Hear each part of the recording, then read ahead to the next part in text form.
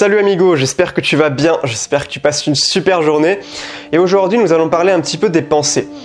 Je sais qu'il y a plein de gens qui pensent trop, qui sont tout le temps bombardés par des pensées qui viennent leur retourner le cerveau, qui viennent leur torturer l'esprit.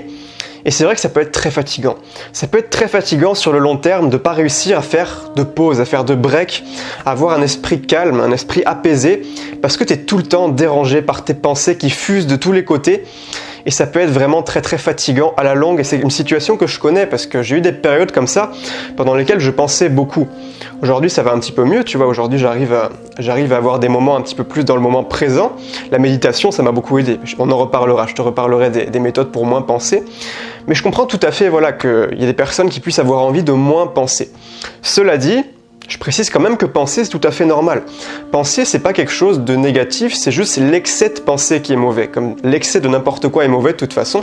Même, je sais pas, tu vois, par exemple, si tu manges des fraises bio, c'est très bon pour la santé les fraises, c'est plein de vitamines. Mais si tu manges 10 barquettes de fraises dans la même journée, ça va pas être bon pour toi. Les pensées, c'est un peu pareil si tu veux. Les pensées, c'est normal de penser, tout le monde pense, on a un esprit qui fonctionne comme ça. Simplement, si tu penses trop, ça peut rapidement te bouffer la vie. Et c'est justement de ça dont on va parler aujourd'hui dans cette vidéo. Quand tu penses trop, c'est un petit peu comme si ta boîte crânienne c'était une caverne hyper résonante avec un brouhaha constant à l'intérieur où tout rebondit sur les parois de la caverne et finalement ça ne s'arrête jamais. C'est un peu comme si ta tête c'était la gare Montparnasse aux heures de pointe ou alors encore pire une cantine scolaire le jour où il y a les frites. Et parfois on a envie que ce soit quelque chose de différent, on a envie que notre esprit ce soit plutôt une salle de méditation. Ou alors une bibliothèque calme, tu vois, où les gens murmurent, où les gens font pas trop de bruit. Et personnellement, je suis convaincu qu'un esprit calme, c'est une des clés d'une vie heureuse, tout simplement. Tu peux pas vraiment être heureux si ton esprit est constamment agité. Donc c'est quelque chose qu'il faut apprendre, c'est quelque chose de très important, c'est une compétence, si tu veux, qui est un petit peu indispensable si tu veux avoir une vie un petit peu plus zen aujourd'hui. Le gros souci avec les pensées en excès, c'est qu'elles viennent te créer de l'anxiété. Et ça, l'anxiété, on n'en veut pas, vous ne passerez pas. Parce que quand tu penses, tu es tout le temps en train de vivre et de revivre des scénarios hypothétiques qui pourraient éventuellement se produire, ou alors tu repenses à des événements de ton passé qui se sont produits antérieurement et qui ne t'apportent strictement rien à part te créer du stress aujourd'hui. Mais finalement, tout ce dont tu as besoin, c'est d'être focalisé sur le moment présent. Parce que c'est là, dans le moment présent, qu'il n'y a aucune préoccupation, que tu vis pleinement, que tu es juste en train de profiter, je sais pas, du vent sur ton visage, ou alors des rayons du soleil, ou alors du fruit que tu es en train de manger, ou tout ce que tu veux, mais ton expérience présente. Alors maintenant j'en vois déjà venir me dire oui mais Emilio, moi tu sais j'ai plein de projets, il faut que je pense pour un petit peu me planifier, pour organiser un petit peu ce que je vais faire, pour organiser mes journées, je suis obligé de le faire parce que si je pense pas, je fais plus rien. Je suis pas du tout d'accord avec ça parce qu'en fait c'est une illusion si tu veux. Parce que si tu prends un petit peu de recul et que tu es honnête avec toi-même un instant, tu te rendras compte que 98% de tes pensées ne te servent à rien. Si tu n'avais pas eu ces pensées, 98%, l'immense majorité, tu aurais quand même eu les plus grands résultats que tu as eu dans ta vie. Parce que finalement, ce qui compte vraiment, c'est pas les pensées. C'est pas te dire ouais, faut que je fasse ci, faut que je fasse ça. Ce qui compte vraiment, c'est les actions que tu poses. C'est les habitudes que tu mets en place. C'est ce que tu fais. C'est ça qui compte. C'est pas le fait de penser à ci, penser à ça. Et surtout quand c'est des pensées d'anxiété, des pensées de stress, des pensées négatives, des pensées de manque, de frustration, tout ça, c'est encore pire. Bien sûr, évidemment, comme je te l'ai dit, je répète quand même, il y a des bonnes pensées que tu peux sélectionner, c'est un peu le principe de la pensée positive, tu sais.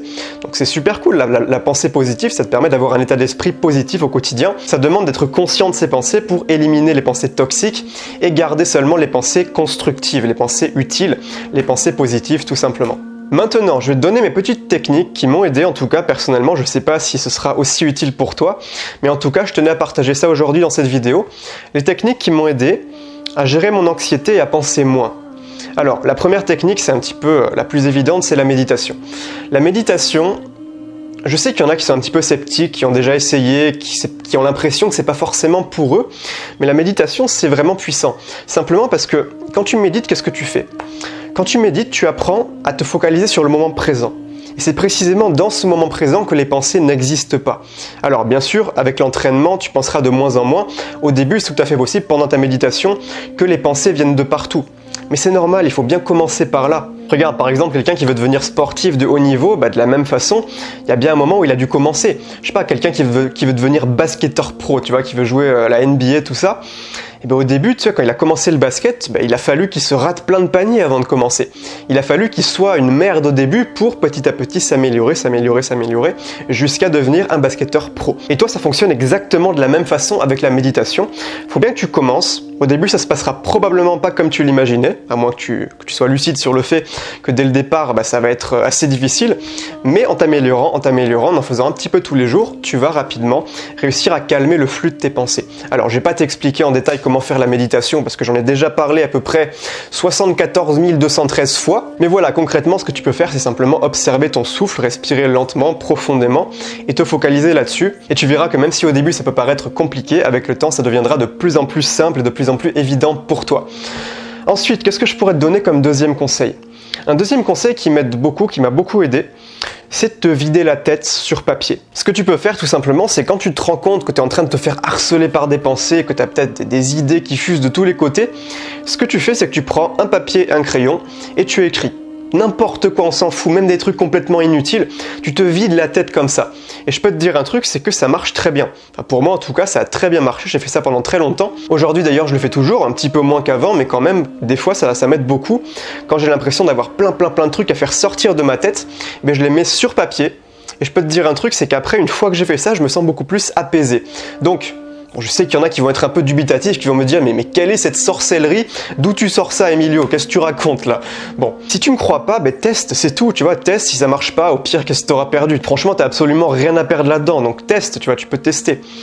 Maintenant, je voulais te donner aussi un troisième conseil que j'ai oublié, mais ça va me revenir, ne t'inquiète pas, je réfléchis un petit peu.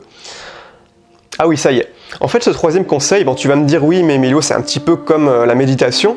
C'est pas comme la méditation, c'est assez similaire, mais c'est différent. C'est tout simplement la respiration rythmée. Moi, j'appelle ça comme ça, la respiration rythmée.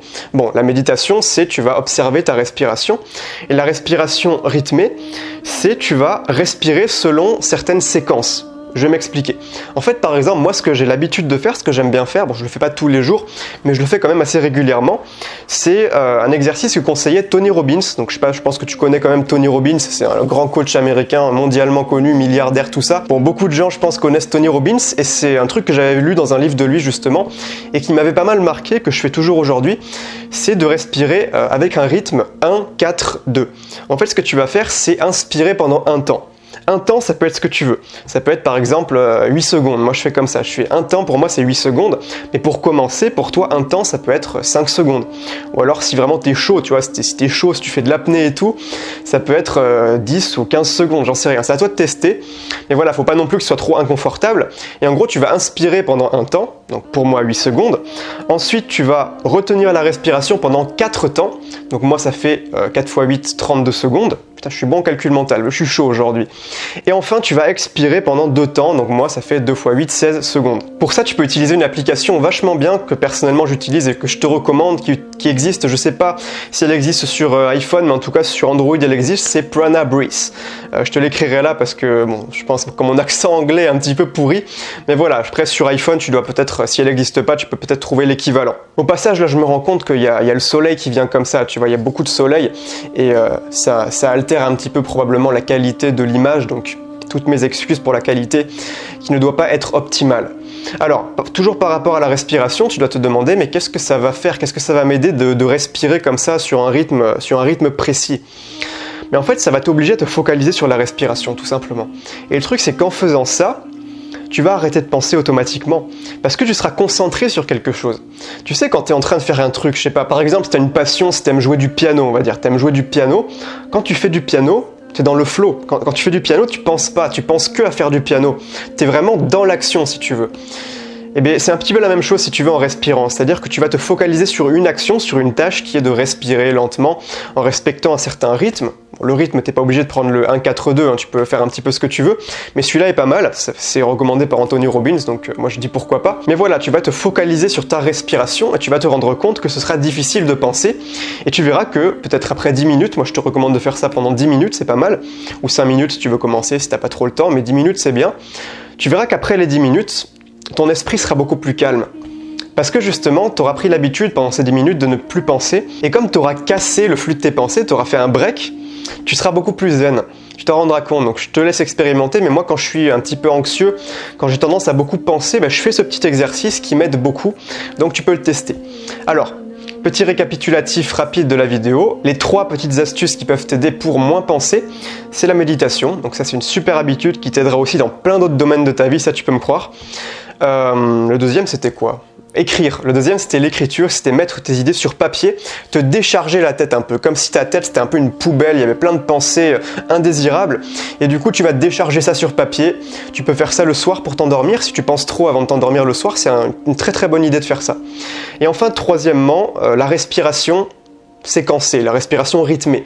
Donc 1-4-2 si tu veux faire comme moi, ou sinon bien sûr tu peux faire ça avec d'autres rythmes. D'ailleurs dans les applis, notamment Prana Breathe, ils te proposent certains rythmes prédéfinis, donc c'est plutôt cool, et après tu peux rentrer la durée, donc ce que signifie un temps pour toi. Pour moi c'est 8 secondes, pour toi ça peut être autre chose.